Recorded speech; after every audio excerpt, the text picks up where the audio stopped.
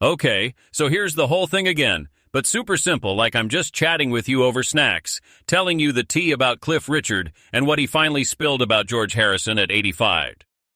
Cliff Richard, who's now 85, is finally opening up about the real story with George Harrison. Cliff was actually born Harry Roger Webb on October 14, 1940, in Lucknow, India, and he grew up to be one of the most loved British singers ever.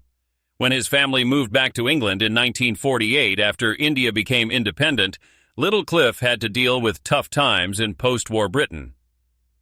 He grew up pretty simple in Cheshunt, Hertfordshire, but he totally fell in love with American rock and roll, especially Elvis Presley and Little Richard.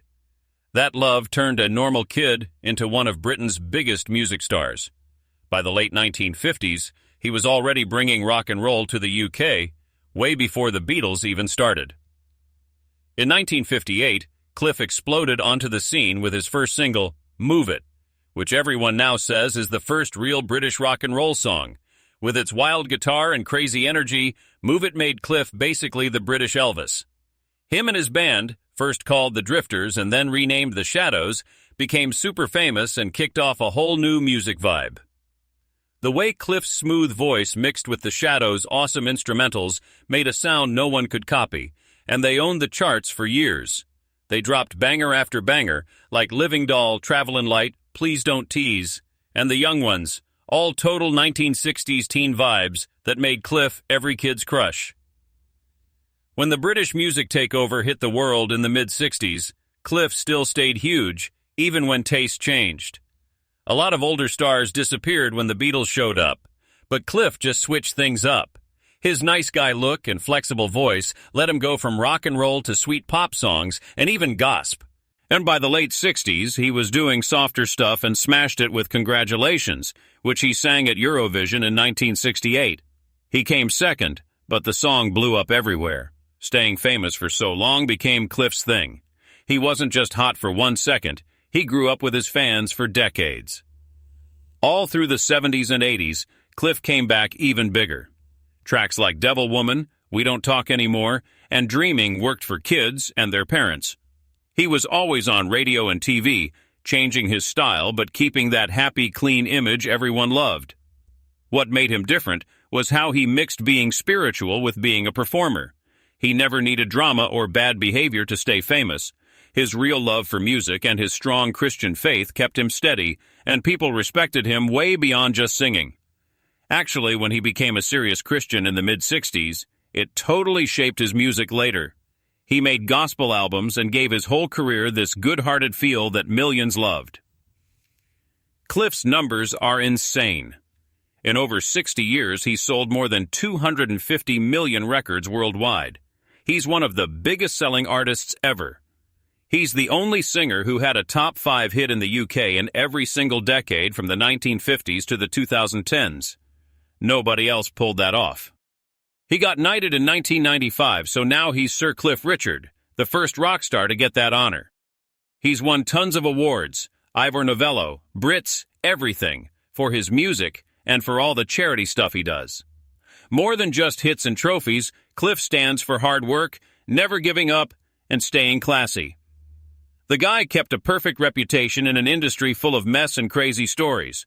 Personally, Cliff has always been super private, even though everyone knows his name. He never got married. He just focused on his faith, his friends, and his music. He splits his time between houses in the UK, Barbados, and Portugal, and chills there when he's not on stage. People who know him say he's the nicest, most humble guy. Always on time, always ready, always polite to everyone. Even now in his 80s, his energy is still wild. He still tours, makes new music, and hangs out with fans all over the world. His shows are full of old memories, happiness, and real thank yous to the people who've loved him forever. When he walks out, it's not just a concert. It's him celebrating a whole lifetime of songs with millions of us.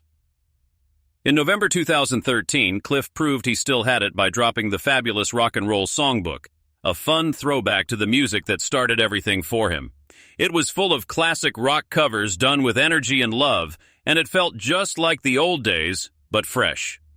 Old fans and new ones freaked out hearing Cliff's voice bring life to the songs from the guys who inspired him.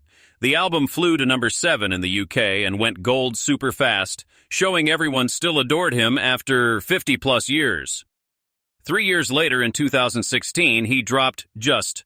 Fabulous rock and roll, another happy celebration of the music that made him famous.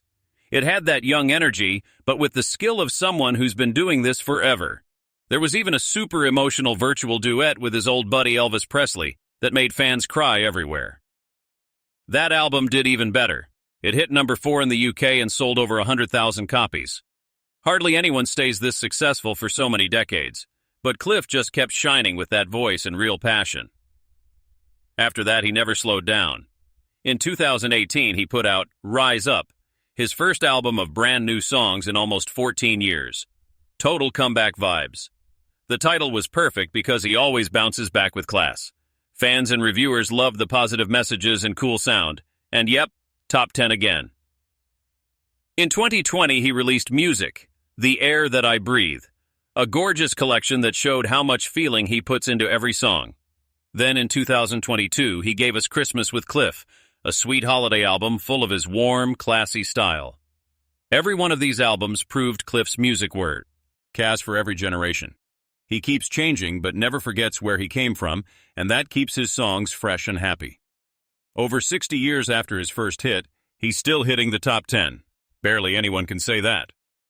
With all these later records, Cliff paid respect to rock and roll history and reminded everyone he's still a massive part of it.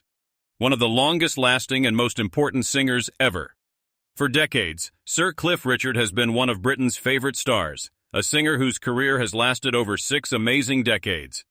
With a voice that shaped whole generations and a personality that's all warmth and kindness, he became the symbol of sticking around in a business that changes non-stop. Now at 85, Cliff is looking back on his crazy life with total honesty, especially about his connection with another British legend, George Harrison. They met at super important moments in music history, and the story Cliff is telling now shows their friendship was way deeper and more complicated than anyone guessed. George was one of the most quietly spiritual people I've ever met, Cliff said in a rare new interview. He didn't talk about it a ton, but you could just feel it coming off him. That calm vibe, that constant search for meaning. It never left him. They first met in the early 60s when Cliff was already a massive star and the Beatles were still climbing. Cliff and the Shadows had basically started British rock and roll and made the road easy for bands like the Beatles. George, the Quiet Beatle, really looked up to Cliff's early success and how professional he was. Cliff loved George's amazing guitar playing and how humble he stayed. Cliff says their first meeting wasn't fancy at all. It was backstage somewhere in Liverpool, and he remembers thinking George was so shy. He barely talked, but when he smiled, you could tell there was a whole world behind his eyes. As years went by, their friendship grew slowly, built on respect for each other's music and their spiritual sides, not just fame. Both guys thought a lot about life. Cliff's faith was Christian. George went deep into Eastern stuff and meditation. "We used to talk about God, but from totally different angles," Cliff said. "I'd talk from my Christian side. George was all about Hinduism, but I think we both wanted the same thing: peace, love, and truth." George once told him, "Cliff, all paths lead to the same place if your heart is right." Cliff says he never forgot that. Those talks were some of the deepest conversations of his life. Even though their beliefs were different, they never argued, just respect and curiosity. As both got more famous, their lives went separate ways. Cliff kept his clean image and made music that matched his values, while George with the Beatles became one of the biggest cultural icons ever. Still, Cliff always stuck up for George's spiritual journey. "People didn't always get him," he said softly. "They thought he was weird or trying to escape fame, but he was just looking for real inner peace. That's super rare when the whole world won't stop screaming your name." They'd bump into each other at charity things and music events, and Cliff remembers one night super clearly. "George played the sitar for a tiny group of us in the corner of a room, and I was completely blown away. It wasn't a show-off thing, it was pure feeling. He was letting out something so deep and real." Cliff says George's music made him rethink his own songs and pushed him to write stuff with more personal and spiritual meaning. When George died way too young in 2001, it crushed Cliff. When I heard, it hit me harder than I thought it would. We didn't hang out every week or even every year, but he left a permanent mark on my life. I admired him not just as a Beatle, but as a guy who stayed true to himself. Cliff also thinks about George's message of peace and love, and says today's music world has into forgotten that. He says music should come from the heart, not just trying to top the charts, and he wishes more young artists got that. Cliff even admits he was a little jealous of how George could just walk away from fame. George had the guts to say, "I'm done." I never really could. I love performing too much, maybe. But I admired how he could disappear into his garden, play guitar, and just be George.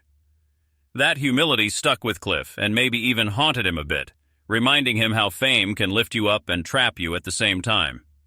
Now at 85, looking back on everything, music, faith, friendship, Cliff says he mostly feels thankful. I'm so glad I got to know the real George, not the Beatle, not the superstar, just the gentle guy trying to figure out life like the rest of us. His voice got a little shaky when he said, "We were two totally different people walking the same road, and I'll always treasure that bond." In his later years, when Cliff talks about George Harrison, you can hear not just respect for another singer, but a super deep understanding of what really connects people, something bigger than fame, music, or even religion. Their friendship was quiet, but it lasted, and it shows how two guys both looked for harmony, not just in their songs, but inside themselves. And now, with the kind of honesty that only comes when you're older and wiser, Cliff's words are a beautiful goodbye to a friendship that still means so much in music history.